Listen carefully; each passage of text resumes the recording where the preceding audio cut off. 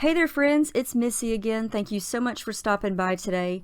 I'm back with a new layout and video for the Paige Evans design team, and I'm going to be using the Truly Grateful collection for this layout. Also, this cut file that Paige designed, it's called Butterfly Border, and you can find that over in the Silhouette store. I'm also going to be creating a monochromatic layout today. I was in the mood to kind of limit myself to a specific color scheme, which is rare because this collection is always kind of inspiring me to create rainbow color schemes because there's so many beautiful rainbow colors. But I thought I would challenge myself and just do pinks and purples, any type of color that I could find on these papers that were in the pink family. I picked them out, and I'm going to back these butterflies with the pattern papers. And these shapes are pretty easy to back because they're just big and open, easy to fussy cut around. So I just flipped the paper over, flipped the cut file over, and then just lightly traced the inside, and then fussy cut around the outside of where I traced, and then added the glue and then stuck it down. Pretty easy to do, didn't take very long. You could also add the glue to the shape first and then turn it over and just stick it to the paper and then cut around it that way. But this was pretty easy to do, didn't take very long. And this is one of my favorite techniques. Backing cut files is something I don't think I'll ever get sick of because it's a great way to get lots of color, lots of patterns on one layout without it being too busy, because you're using all those colors and patterns in small bits and pieces.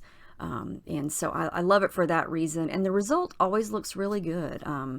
I think it's just a fun way to make a layout, and so I'm just going to keep doing this. I'm going to go through some of these papers I've already cut into. Some of them are brand new, but I love this. Okay, so there you can see I got pretty much purple, pink, a little bit of some white and pink stripes, almost kind of like a soft light pinkish coral color, a little bit of everything. So, and I'm going to go with this paper as my background. This is paper number 23, and it's this really pretty stripes. It starts with a darker pink and then goes all the way down to the very soft pink. I love that ombre effect. And again, I wanted either a white background or a background that had pink in it. And so this one was fun. I liked it. And I'm going to kind of do some gesso work here on the background in the shape of the arc of the butterflies, because I want to add some watercolor basically behind where all the butterflies are going to go. So you can kind of see that arc shape. And all I'm doing is I'm using my palette knife there and my fingers to smudge down some gesso. I used quite a bit there to kind of fade out some of the stripes. And you can still see them, but they're not completely as vivid as they were. These are my two photos today. I printed them in black and white. I really wanted them to pop against all the pink. These are some recent selfies of me and my older daughter, and I just thought they were cute. We were down at the pool not too long ago, and she was being silly, so I just kind of grabbed her from my chair and took some pictures, and I think they turned out really cute. All right, so here comes the mess. Yeah, I pulled out all my favorite pink and purple shimmers because those are my go-to colors. I've got some really bold pinks, some softer pinks, a coral color, and even some purples that I'll use here momentarily. But I'm just going to kind of create the arc shape using different pinks here. And since I've got the gesso on there and it's nice and dry, I'm able to add all this liquid, and it's not going to tear the paper. It's not going to soak right through. I get a lot of questions about gesso, and one of the main ones is, can you do this same thing without gesso? Is gesso required? No, gesso isn't required, but this is just a basic pattern paper. It's not thick.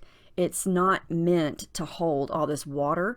And so if you want to add anything like this to a pattern paper, then you definitely do want to use gesso, because you know what happens when paper gets wet.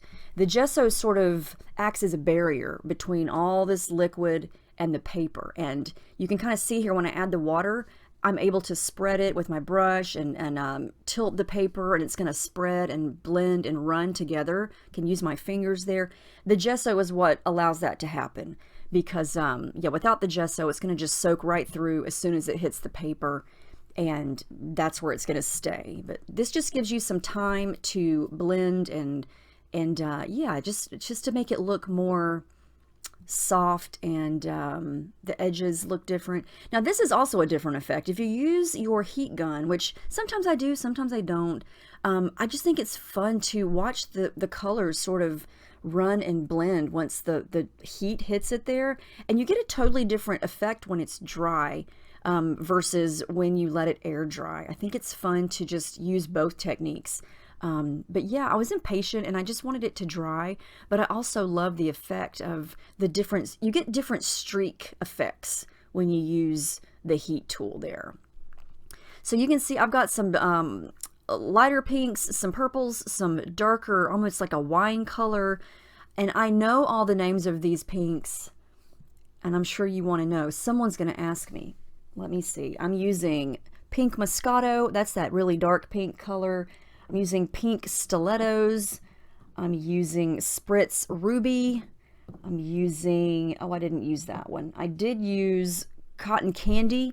I used Mango Tango. That's the one that almost looks like a coral color. And then the purple spray is Plum Pudding.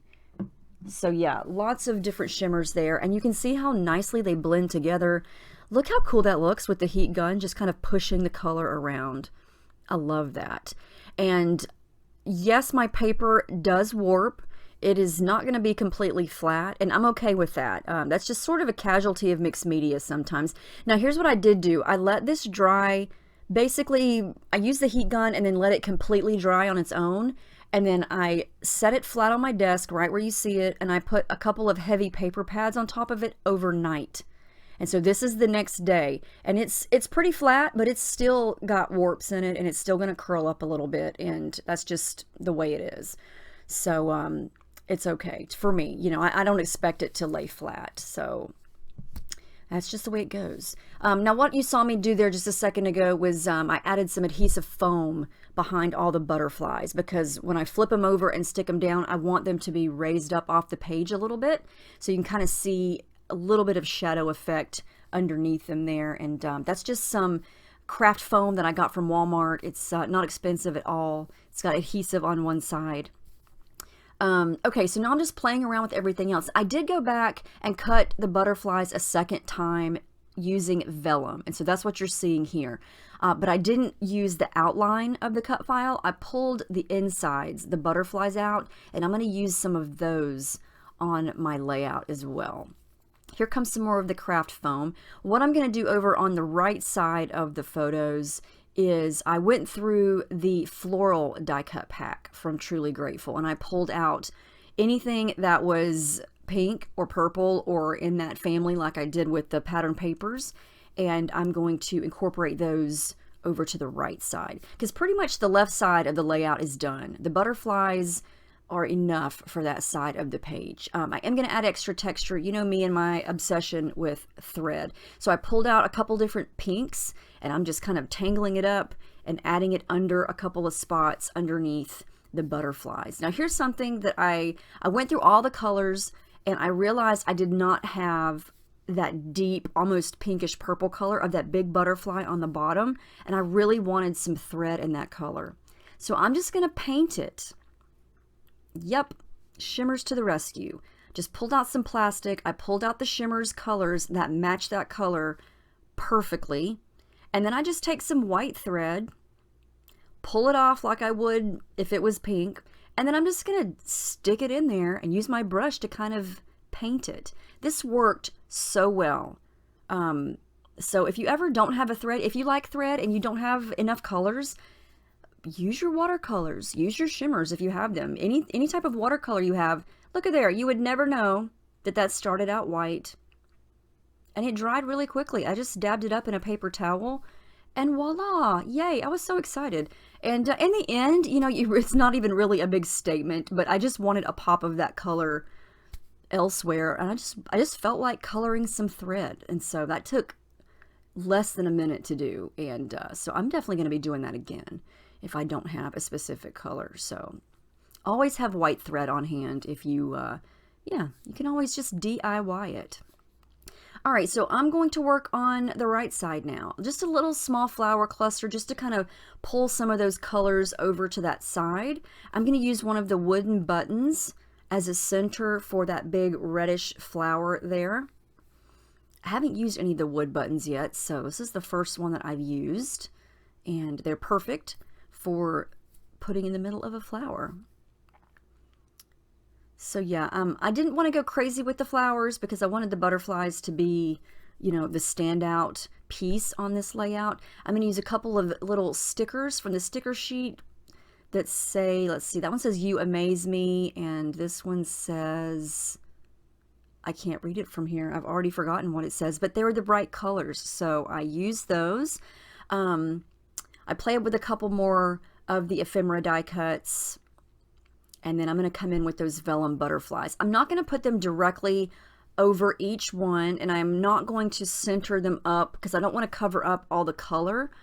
I'm just going to sort of put them kind of crooked-like on a couple of the butterflies, and then a couple of them around the outside of the cut file, just to kind of give the effect of these soft butterflies landing on top of the other butterflies. Now for the centers of the butterflies, I thought about machine stitching through them, but then I decided, no, I want to use some of the sequins. And these are also from Truly Grateful. They're in the Mixed Embellishments pack. There's also some little enamel heart stickers in that pack, as well as some wood veneer pieces.